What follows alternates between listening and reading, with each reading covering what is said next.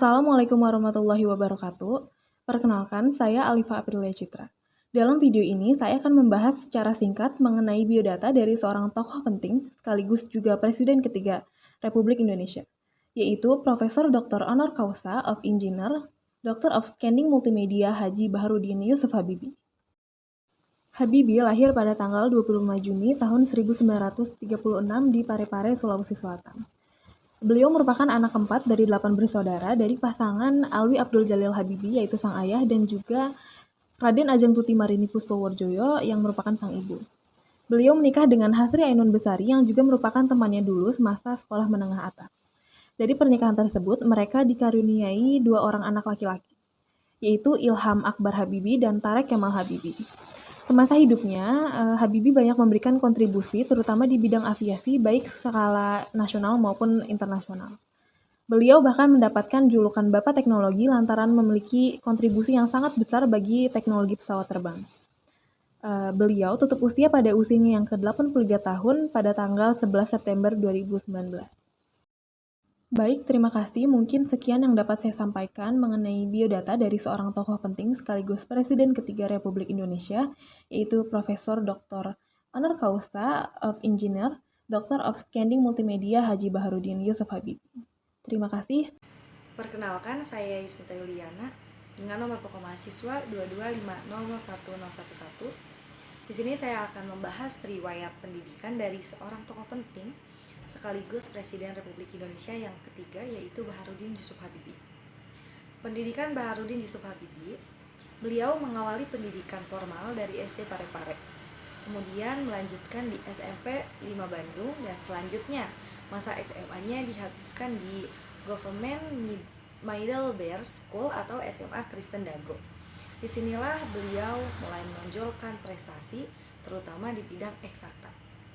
Kemudian beliau melanjutkan ke Sarjana Teknik Mesin dari Institut Teknologi Bandung pada tahun 1954 sampai 1955 dan Sarjana Teknik Dirgantara dari ITB pada tahun 1955 sampai 1960. Selanjutnya Dokter Teknik Aerolastisitas dari Teknik Hochschule Aachen Jerman pada tahun 1960 sampai 1965. Dan untuk karirnya, setelah menyelesaikan pendidikan di Jerman, B.J. Habibie bergabung dengan perusahaan pesawat terbang MBB di Jerman pada tahun 1965.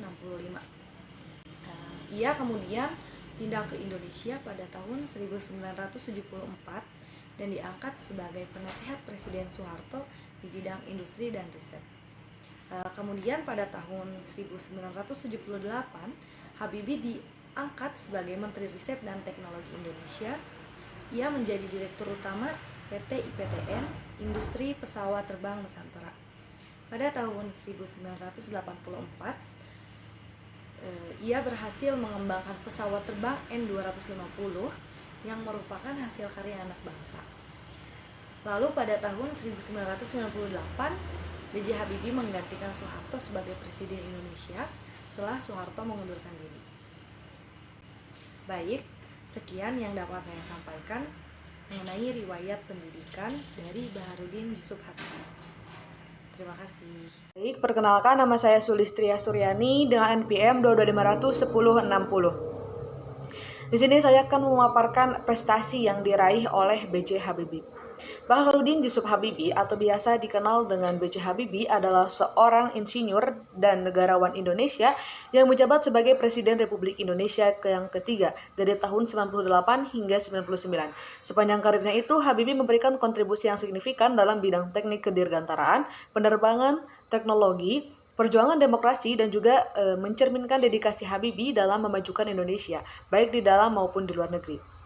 Berikut di antaranya prestasi yang terkenal oleh Baharudin Yusuf Habibie.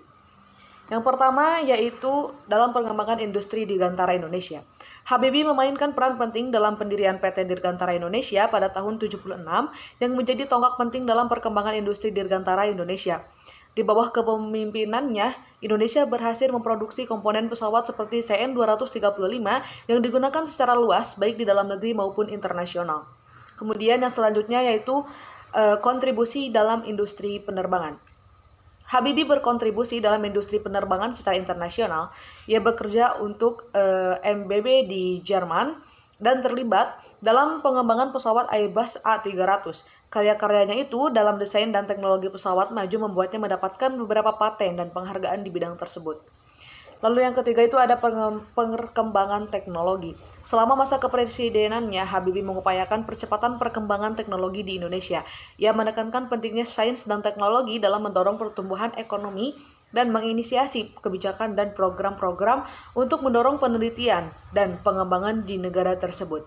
Ia mendorong kerjasama antara perguruan tinggi, industri, dan lembaga internasional untuk mendorong inovasi teknologi. Selanjutnya ada pemilihan demokrasi. Habibie menjadi presiden pada saat yang krusial dalam sejarah Indonesia, yaitu setelah jatuhnya rezim otoriter Soeharto. Habibie memperkenalkan langkah-langkah reformasi politik yang penting, termasuk pembebasan tahanan politik, pemulihan kebebasan berpendapat, dan pembukaan ruang bagi partai-partai politik yang baru. Langkah-langkah ini berperan penting dalam transformasi politik Indonesia menuju sistem yang lebih demokratis. Selanjutnya ada pengakuan internasional. Prestasi dan kontribusi Habibie diakui secara internasional. Ia menerima berbagai penghargaan dari gelar kehormatan dari berbagai negara dan institusi, serta diundang untuk memberikan kuliah tamu dan pidato di berbagai forum internasional.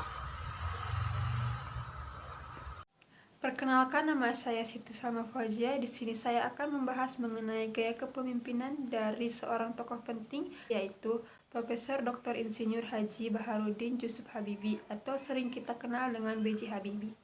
Gaya kepemimpinan B.J. Habibie sangat dipengaruhi oleh pendidikan dan pengalaman kerjanya di bidang teknik dan industri. Ia menggabungkan visi, keahlian teknis, dan nilai-nilai etika dalam upayanya untuk membawa perubahan dan kemajuan bagi Indonesia. Kemudian, gaya kepemimpinan B.J. Habibie ini dapat dicirikan oleh beberapa karakteristik yang sangat khas, yaitu yang pertama, visioner leadership atau kepemimpinan visioner. B.J. Habibie dikenal sebagai pemimpin yang memiliki visi jangka panjang. Ia juga memiliki pandangan masa depan yang luas dan mempunyai impian besar untuk kemajuan Indonesia dalam bidang teknologi dan industri. Visinya adalah membuat Indonesia menjadi negara yang mandiri dalam bidang teknologi dan pesawat terbang. Yang kedua yaitu kepemimpinan teknokratik. Karena latar belakang pendidikannya di bidang teknik dan keahlian industri pesawat terbang, B.J. Habibie mengedepankan pendekatan teknokratik dalam kepemimpinannya. Ia menggunakan pengetahuan dan keterampilan teknisnya untuk mengatasi tantangan dan masalah yang dihadapi oleh bangsa Indonesia. Karena latar belakang pendidikannya di bidang teknik dan keahlian di industri pesawat terbang, B.J. Habibie mengedepankan pendekatan teknokratik dalam kepemimpinannya. Baik, sekian yang dapat saya sampaikan mengenai gaya kepemimpinan dari seorang B.J. Habibie, dan akan dilanjutkan oleh rekan saya. Terima kasih. Baik, perkenalkan, nama saya Najwa Guna dengan nomor NPM 22500 1050. Di sini saya akan menyampaikan tentang gaya kepemimpinan dari seorang tokoh Republik Indonesia, yaitu B.J. Habibie. Langsung saja ke materi. Transformational leadership atau kepemimpinan yang transformasional. Habibie adalah seorang pemimpin yang mampu menginspirasi orang lain dan memotivasi mereka untuk berusaha mencapai yang lebih baik. Ia mendorong inovasi, kreativitas, dan pengembangan sumber daya manusia sebagai faktor penting dalam menghadapi tantangan dan mencapai tujuan yang diinginkan. Participative leadership atau kepemimpinan yang partisipatif. Habibie dikenal sebagai pemimpin yang mendengarkan dan memperhatikan pendapat dan masukan dari bawahannya. Ia mendorong partisipasi aktif anggota tim dan menghargai kontribusi mereka dalam pengambilan keputusan. Pendekatan ini menciptakan lingkungan kerja yang inklusif dan kolaboratif. Kemudian, integritas dan etika. B.J. Habibie dikenal sebagai pemimpin yang jujur, adil, dan memiliki integritas yang tinggi. Ia menempatkan nilai-nilai etika dan kejujuran sebagai landasan dalam kepemimpinannya. Hal ini tercermin dalam upaya untuk membangun industri nasional yang berkualitas dan bermanfaat bagi masyarakat.